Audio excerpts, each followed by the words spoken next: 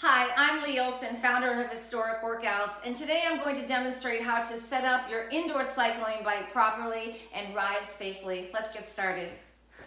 The first thing you want to do is make sure that you have plenty of water on hand. It's recommended that you drink at least 40 ounces of water before, during, and after a cycle workout. And always have a towel nearby. Believe me, you're going to do a lot of sweating during a cycle class. Stand next to your seat and lift up your leg. The top of your thigh should be aligned with the top of the seat. If it isn't, you can raise or lower your seat. Make sure that these knobs are really tight because you don't want to be wobbling around during a cycle class. It looks good here for me. I'm in alignment, so I'm going to hop on. I highly recommend cycling shoes. It just gives you so much more stability and power during a ride. If, however, you are wearing sneakers, make sure that those straps are really tight. And don't drive your foot all the way into the toe cage. There's a misconception that people think that they need to drive their toe all the way in. What's going to happen is that your toe is going to end up falling asleep during class. So make sure that your foot is over the center of the pedal and your knee is over the center of the pedal. You want to make sure that you have about a 25 to 35 degree bend in the knee. Back in the 90s, instructors used to say a 5 to 15 degree bend, but there's been lots of research on that by spinning, and so a 25 to 35 degree angle in your knee is best. I'm going to clip in now. If you're new to clipping in, you might find a little bit of trouble in the beginning, but don't worry about it. Once you get it, you'll get clipped in just a second. So let's talk about the saddle height more. A saddle that's too high can lead to IT band issues, low back pain, and hamstring strain. A saddle too low can cause undue strain on the knees and cause overuse of the quadriceps and hip flexor muscles, which could cause weak hamstrings. So make sure that your saddle height is right for you. As far as handlebar height is concerned, it doesn't have to be really low like an outdoor cyclist. That's for advanced riders. Typically, the handlebars are aligned with the seat or a little bit higher. If you have back issues, you might want your handlebars a little bit higher than the seat, or until you feel a little bit more comfortable, then you can raise them down a little bit lower.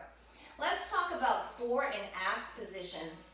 If the saddle is too far forward, the fore, it puts undue strain on the kneecaps. So if I'm up here, my knee is over my toe line here, that's going to put a lot of strain on my kneecaps. So again, make sure that knee is aligned with the center of the pedal.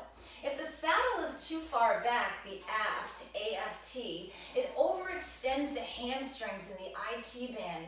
It also hyperflexes the hip flexor group, which can lead to low back pain, and you don't want any of that.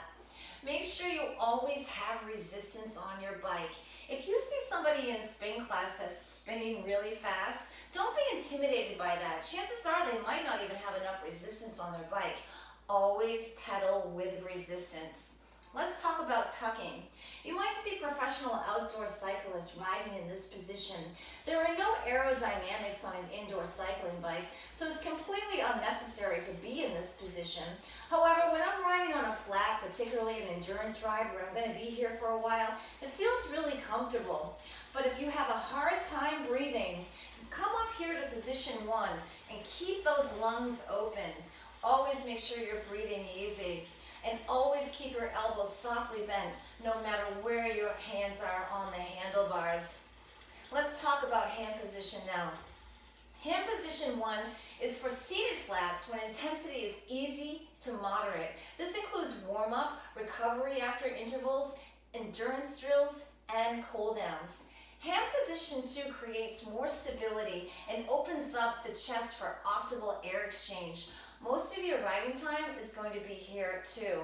You can also come out a little bit wider at 2.5 if you have longer arms. It'll probably be a little bit more comfortable for you. Hand position 3 is used only when standing with heavy resistance, when intensity is hard to very hard. Used for standing climbs and during standing portions of jumps on a hill, sprints on a flat, and sprints on a hill. Make sure your back is nice and flat. You don't want to be sunk in and you don't want to be too rounded. Elbows softly bent. Always breathe deep during a cycling class.